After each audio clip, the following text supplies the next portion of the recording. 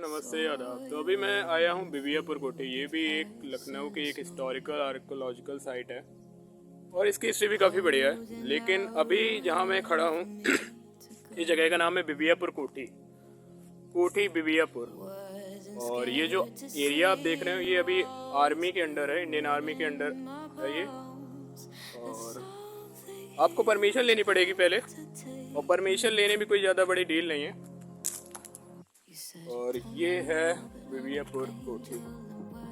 Hello, my name is Shivam and I welcome you all. So in recent time of mine I visited Koti Bibiapur, which is historical and archaeological site in the city of Lucknow, in the cantonment area. And now the question arises in your mind, why should I visit that place? So there are the two answers and I'll give the answer one by one. First answer, that is my spot, my love to visit historical and archaeological site of my city, that is Lucknow.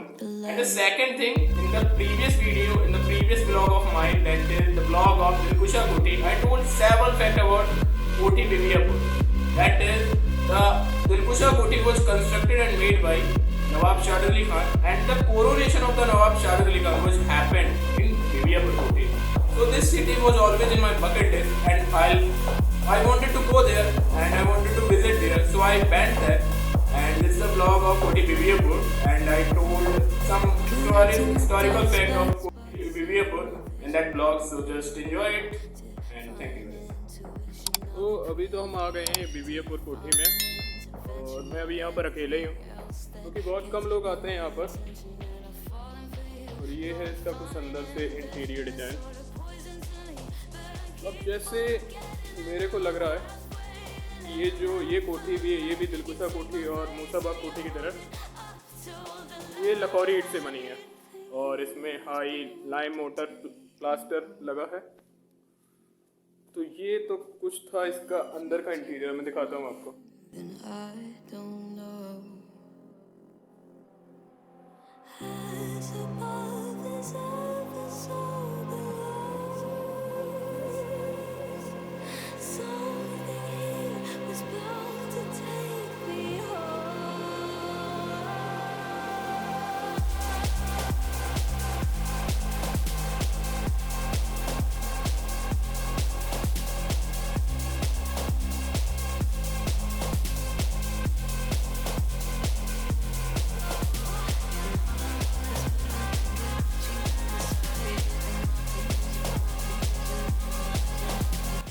जैसे इस कोठी की अगर कुछ history के बारे में बताया जाए तो ये कोठी बनवाई थी नवाब आशफुद्दौला ने, नवाब ऑफ अवध आशफुद्दौला ने।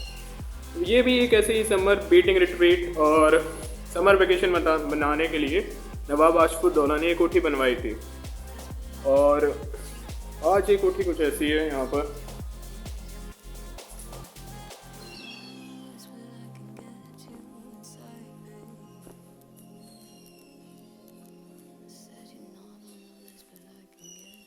तो ये कोठी नवाब आशफुद्दौला ने बनवाई थी एज ए समर वेकेशन मनाने के लिए यहाँ पर। वैसे जैसे दिलकुशा कोठी और मूसाबाग कोठी भी है, पर ये इस कोठी का आर्किटेक्चर थोड़ा सा उनसे अलग लग रहा है। क्यों अलग लग रहा है? क्योंकि ये देखिए, ये जो छत की बनावट है ये लग रहा है जैसे पुराने ज़माने में, जैसे मेरे घर में मैं जब अपने गांव जाता हूँ तो पुराने ज़माने में ऐसे बड़े बड़े लकड़ी के ये जो लट्ठे टाइप के होते थे, ये इसके ऊपर ये लैंटर टाइप का डाला जाता था। तो ये चीज़ बिल्कुल अलग दिखी है मुझे यहाँ पर।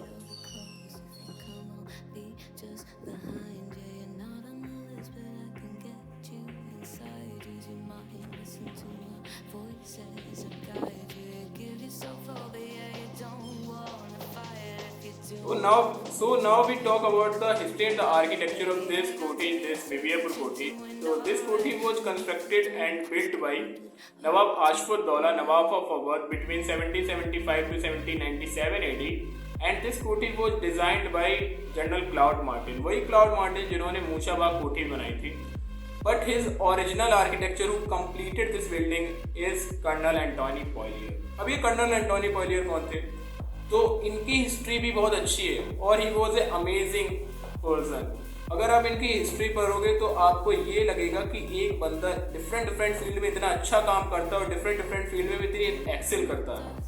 अब ये स्विट्जरलैंड में रहने वाले एक निवासी थे और इनका जन्म हुआ था लूशियन एक जगह स्विट्जरलैंड में 1714 AD में। और he was a Swiss adventurer, art collector, military soldier, military engineer and he had great fond of art, great fond of reading Indian scriptures. उनको इंडियन स्क्रिप्चर्स पढ़ने की में बहुत रुचि थी और उनको पसंद है इंडियन स्क्रिप्चर्स पढ़ना। तो वो आते हैं इंडिया में 18th सेंचुरी में, और जब वो यहाँ पर आते हैं तो वो बहुत अच्छे दोस्त बनते हैं रॉबर्ट क्लाइव के। और ये कलकत्ता में रहते हैं आकर, और ये सपोर्ट करते हैं और लिखते हैं रॉबर्ट क्लाइव के मिलिट्री एडवेंचरर को, क्योंकि ये सोल्जर होते हैं ईस्ट इंडिया कंपनी में। तो रॉबर्ट क्लाइव के साथ उनके मिलिट्री एडवेंचरर को ये सपोर्ट करते हैं और उनके बारे में लिखते भी हैं। इनका ग्रेट फॉन्ड ऑफ आर्ट और इनका ग्रेट फॉन्ड ऑफ पेंटिंग इनको डिफरेंट डिफरेंट फील्ड में बहुत अच्छा बनाता है। हिस्ट्री में तो ये भी बताया जाता है कि जो मुगल एम्परर शाह आलम सेकंड थे, उनके कोर्ट में भी एंटोनी पॉलियर थे एज अ पेंटर और एज अ सोल्जर, क्योंकि ये सोल्जरिंग भी करते थे और पेंटिंग भी करते थे। लेकिन लेट 18th सेंचुरी AD में ये आते हैं लखनऊ और इनकी दोस्ती होती है जनरल क्लाउड मार्टिन से। अब इनका ग्रेट फॉन्ट ऑफ आर्किटेक्चर होता है। तो जब ये बिल्डिंग बन रही होती है बिबियापुर कोठी ड्यूरिंग द रीगन ऑफ नवाब आशफुद्दौला, तो ये कोठी की डिज़ाइन को कंप्लीट करते हैं और इसको बनाते हैं। अब जैसे ये नवाबों की बनी हुई कोठी तो है, तो वहाँ पर ये बहुत लग्जूरियस भी रही होगी, तो यहाँ पर भी कुछ दिखता है। ये कुछ मार्बल टाइप का लगा है, लेकिन आज ये पूरा डिटोरिएट हो गया है पूरा जगह।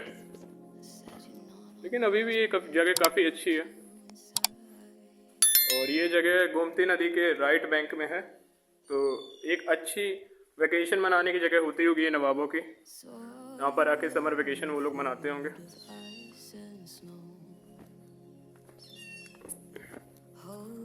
और ये इसका पीछे का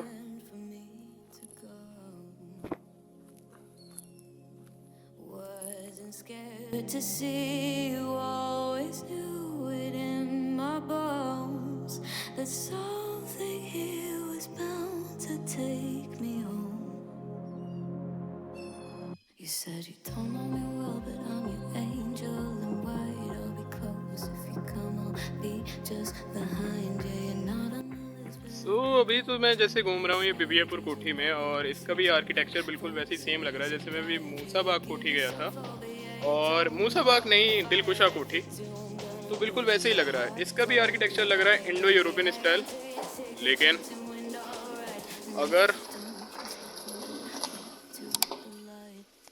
अगर आप हिस्ट्री में देखें तो इसका आर्किटेक्चर बेस्ड होता है new classical style of architecture पे, क्योंकि ये इनकी डिफरेंट छत और ये एक इसकी बेसिक ये घुमावदार ये सीढ़ी, ये जो बेसिक घुमावदार सीढ़ी है ये बनी तो लकड़ियों से है, लेकिन मेरे को नहीं लगता है कि इससे पहले कोई आर्किटेक्चर में कोई जगह ये ऐसी सीढ़ियाँ बनी होगी।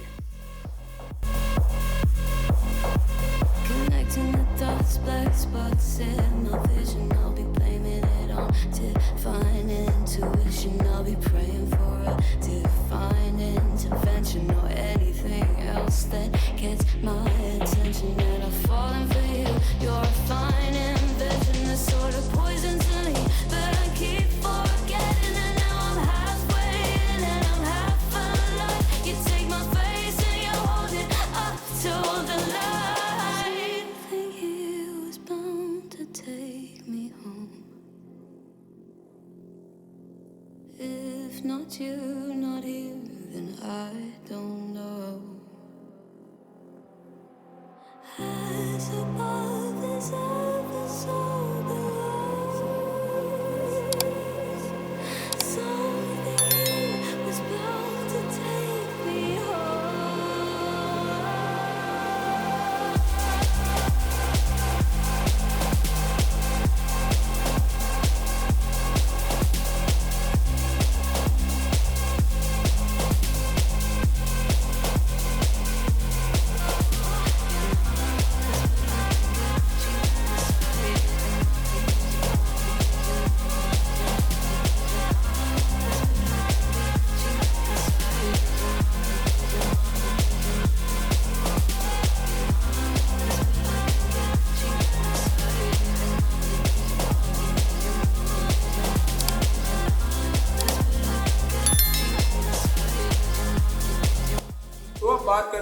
क्लासिकल आर्ट ऑफ आर्किटेक्चर के बारे में।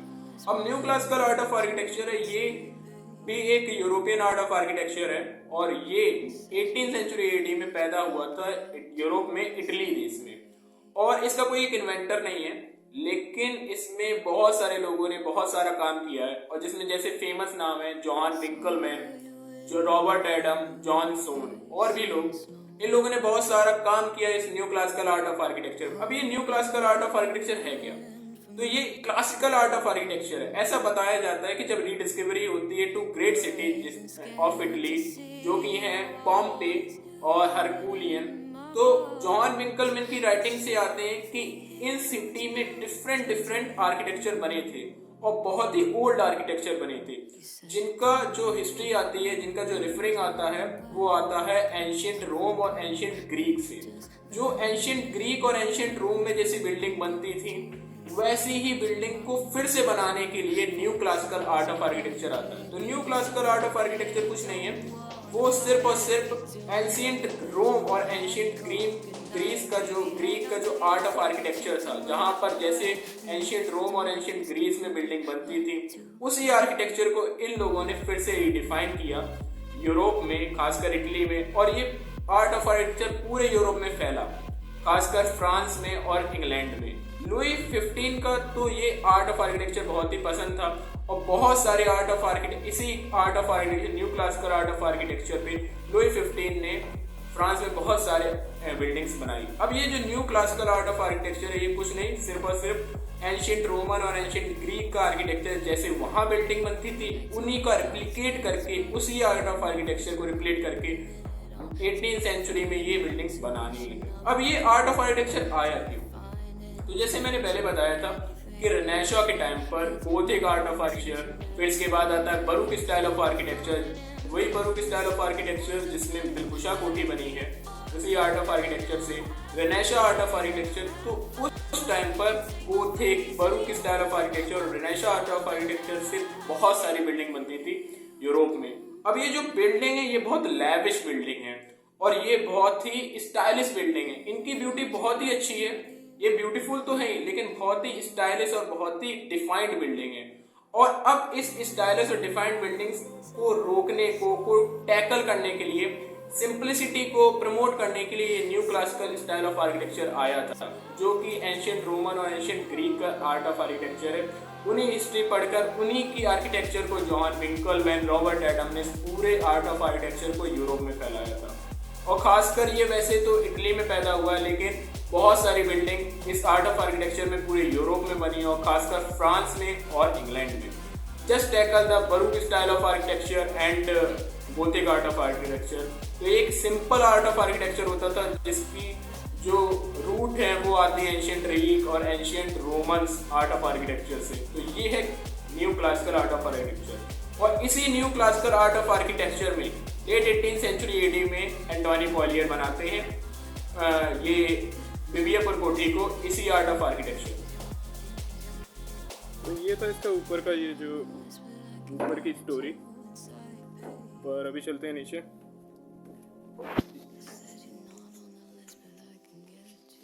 ये हैं जीने जिससे मैं अभी आया हूँ, ये लकड़ी के बने हुए। ये इसकी यूनिक आर्किटेक्चर की एक स्पेशलिटी लग रही है मेरे को, जो यहाँ पर कुछ हैं और कुछ खराब हो चुके हैं। अब ये जो आर्किटेक्चर है, ये जो विवियपुर कोठी है, इसके अंदर भी कई दो नहीं ज़्यादातर इम्पोर्टेंट इंसिडेंट हुए। जैसे मुझे कुछ पता तो मैं बताता हूँ। जैसे जो अभी मैं दिलकुशा कोठी गया था, तो दिलकुशा कोठी जो बनाई गई थी वो बनवाई गई थी नवाब शहादत अली खान ने अपने लिए एज अ समर वेकेशन मनाने के लिए। तो जो नवाब शहादत अली खान थे, उनका जो कॉरोनेशन हुआ है, जो वो राजगद्दी प्राप्त की है, वो इधर ही हुई है। और मैंने दिलकुशा कोठी में भी बताया था कि सर जॉन सोर और विलियम मार्कस वेलीज़ली, सर जॉन सोर और गवर्नर जनरल मार्कस वेलीज़ली ने शहादत अली खान, नवाब शहादत अली खान को यहीं कॉरोनेट किया था, इसी विवियपुर कोठी में। उनकी जो ताजपोशी हुई थी वो यहीं पर हुई थी। तो जब ये नवाबों का एक कॉरोनेशन पॉइंट होता था, जब यहाँ पर वो क्राउंड होते थे, तो ये कितनी अच्छी जगह होती होगी उस ज़माने की। ब्यूटीफुल आर्किटेक्चर होता होगा। जैसे यहाँ पर कुछ डिपिक्शन हो रहा है ये मार्बल्स का, लेकिन अब ख़राब हो गए होंगे। तो ये पहले कितना अच्छा ये एक आर्किटेक्चर रहा होगा, क्योंकि अगर नवाब साहब का यहाँ पर कोरोनेशन हो रहा है, जब वो यहाँ पर क्राउन पहन रहे हैं, एज अ नवाब बन रहे हैं अवध के, तो ये जगह भी बहुत अच्छी होती होगी। पर आज ये ऐसी खंडर है।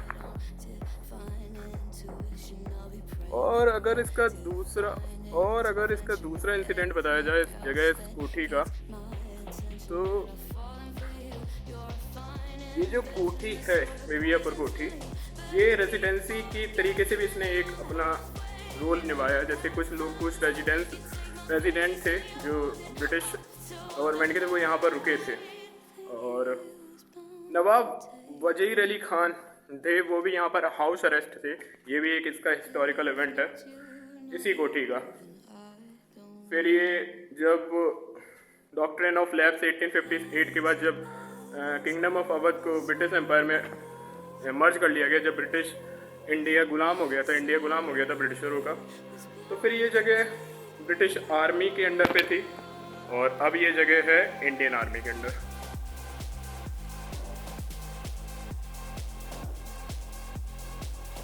तो अभी तो मैं घूम चुका हूँ बेबियापुर कोठी और मैंने ब्लॉग बना लिया है, लेकिन ये जगह काफ़ी अच्छी है और कोई चार्ज नहीं है यहाँ पर इस जगह पे ब्लॉग बनाने का या फिर इस जगह में घूमने का।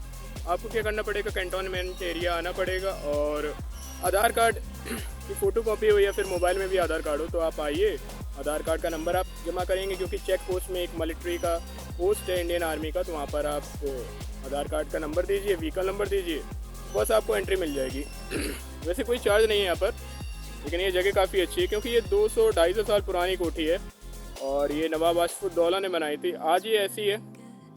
इसका डिटोरिएशन पार्ट भी शायद 1857 की लड़ाई में रहा होगा। तो अभी तो मैं घूम चुका हूँ और ये मेरे पीछे बेबियापुर कोठी। और if you love this video then hit the like button, do subscribe because I need your support. और मेरी अभी बिगनिंग है यहाँ पर, तो if you love this video then hit the like button, do subscribe. Also follow me on Instagram. My Instagram handle is शिवम.गोस्वामी 2003। तो चलते हैं, बाय।